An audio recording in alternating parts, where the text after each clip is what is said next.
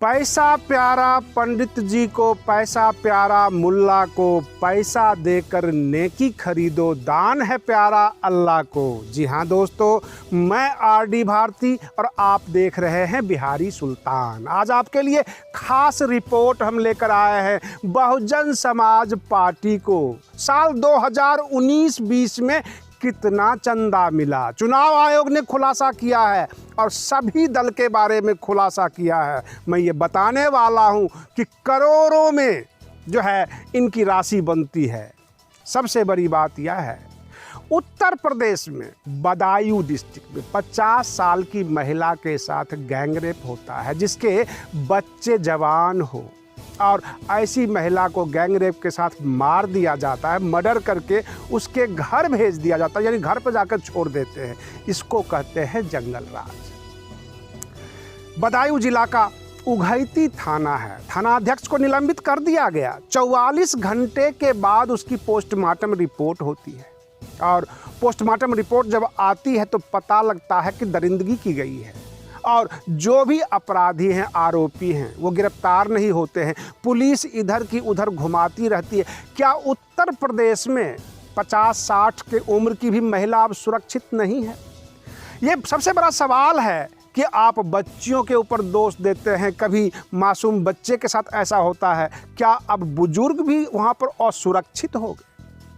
चलिए मैं आपको बताने वाला हूँ बहुजन समाज पार्टी को कितना पैसा मिला 2019-20 में चंदा के रूप में। जैसा कि आप सुनते होंगे, जो इनके आलोचक हैं, आलोचक तो नहीं, मैं तो ये कहूँगा कि बहुजन समाज के सबसे बड़े गद्दार लोग इस तरह की बातें करते हैं। आपको आश्चर्य हो जाएगा कि बहुजन समाज पार्टी को 2019-20 में कितना चंदा मिला। राशि करोड़ों में है। करोड़ों में कहने का मतलब यह, एनसीपी का जो है 59 करोड़ रुपया मिला है। AIADMK के 46 करोड़ रुपया डिफरेंट कॉरपोरेट से, जो भी मल्टीनेशनल कंपनी है, उनसे चंदा के रूप में मिला। और रही बात ये कि जैसा कि आप जानते हैं, सर्वविदित है, बहन मायावती जी का आने वाला 15 जनवरी को जो है उनका बर्थडे है, जन्मदिन मनाया जाएगा। आपने यह भी सुना होगा कि बहन जी को नोटों का हार पहनाया जाता है। कई बार न्यूज़ में आ चुका है। डिफरेंट जितनी भी मीडिया है बढ़ा चढ़ा कर बोलती है। जो आलोचना करने वाले हैं वो कहते हैं करोड़ों रुपये उनके पास आते हैं, लेकिन चुनाव आयोग का जो रिपोर्ट है, ऑडिटेड और हर तरह से प्रूफ के साथ, 2019-20 में उनको मात्र 20,000 रुपये मिले हैं चंदा के रूप में। ये बसपा का रिपोर्ट है। पूरे एक साल में 20,000 रुपये। और इस तरह से जब उसका अकाउंट देखा गया बहुजन समाज पार्टी का, उस अकाउंट में इतने पैसे आए हैं, देखकर जो है किसी का भी दिमाग घूम सकता है। आखिर बहुजन समाज पार्टी को कोई भी कॉरपोरेट चंदा नहीं देती। ये जो लोग आरोप लगाते हैं, क्या यह मिथ्या आरोप है या पार्टी को और इनके कार्यकर्ताओं को डिमोरलाइज करने के लिए तमाम आरोप लगाए जाते हैं? सच क्या है ये आप हमें बताएंगे कमेंट करके।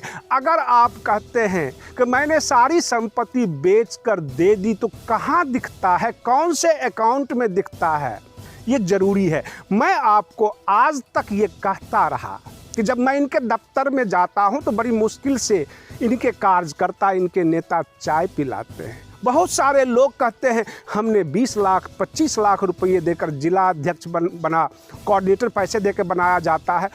कहाँ पे ये पैसा देते हैं, किस अकाउंट में देते हैं, सरकार ढूंढ रही है। और जितनी भी जांच एजेंसी है, सबने देखा, सबने इस पर बैठक की, और यह पता लगा 2019-20 में मात्र 20,000 रुपये। लाख और करोड़ की तो बात ही खत्म है, मात्र 20,000 रुपये। क्या आपको आश्चर्य नहीं लगता कि सब के सब झूठ बोल रहे हैं? और ये रिपोर्ट चुनाव आयोग का है, जिस चुनाव आयोग के दम पर देश के प्रधानमंत्री बैठे, जिस चुनाव आयोग के दम पर राज्य सरकारें बनती है और जिस चुनाव का इंतजार 2022 में आप भी कर रहे होंगे, क्या उस चुनाव आयोग की रिपोर्ट गलत हो सकती है? बैंक की स्टेटमेंट क्या गलत हो सकती है? यह सबसे बड़ा सवाल है और आज आप हमें कमेंट करके बताएं कौन गलत, चुनाव आयोग, bank, audit report, chartered accountant, कौन गलत है इसमें?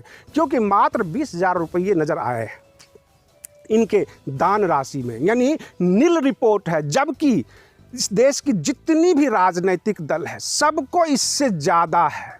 कहने का तात्पर्य यह है, ये सब झूठी रिपोर्ट है। हम आपको बताएं, उत्तर प्रदेश में भ्रष्टाचार, बदहाली के खबरें आप सुनते होंगे।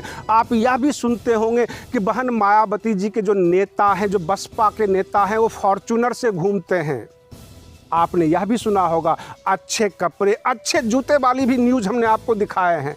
परंतु पार्टी के अकाउंट में मात्र 20,000 रुपये की एंट्री कुछ हजम नहीं हो रही है। आपको भी आश्चर्य लग रहा होगा, लेकिन रिपोर्ट यही है।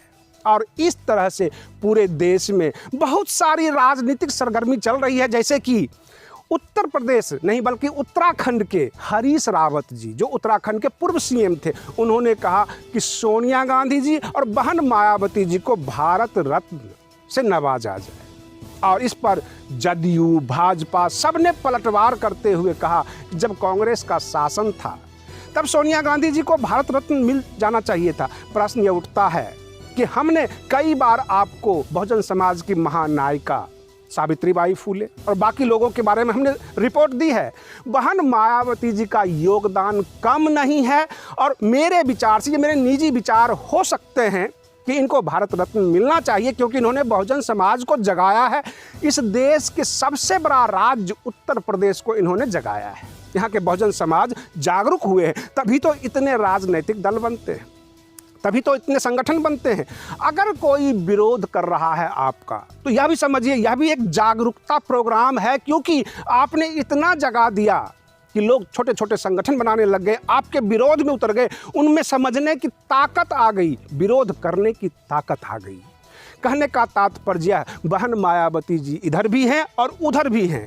लेकिन यह जो रिपोर्ट अभी अभी जारी हुआ है चुनाव आयोग का कि मात्र 20,000 रुपये, यानी बसपा को किसी कॉरपोरेट ने चंदा नहीं दिया, किसी कंपनी ने नहीं दिया, और तो और जो 200-400 जो चंदा इकट्ठा होता है, कहने का मतलब सदस्यता अभियान के नाम पे, क्या वह पैसा इनके नेता, इनके कार्यकर्ता खा जाते हैं? क्या वो अकाउंट में नहीं जाता? क्योंकि अकाउंट की बैलेंस शीट के हिसाब से ही चुनाव आयोग कभी भी अपनी रिपोर्ट जारी करती है, न्यूज़ देती है, क्योंकि उनके पास सबूत होता है। रिपोर्ट जो भी हो, जैसा भी हो, यह मसला चुनाव आयोग का है, बहुजन समाज पार्टी का है, राजनीतिक दलों का है। हमारे न्यूज़ चैनल का इससे कोई लेना देना नहीं। हम और आप हमेशा बने रहते हैं। आप हमारे चैनल को सब्सक्राइब कीजिए, वीडियो को लाइक कीजिए, शेयर कीजिए, क्योंकि हमारा और आपका साथ काफ़ी लंबा चलना है। आप बने रहिए बिहारी सुल्तान चैनल पर। हम फिर मिलते हैं एक अलग टॉपिक लेकर, तब तक के लिए धन्यवाद।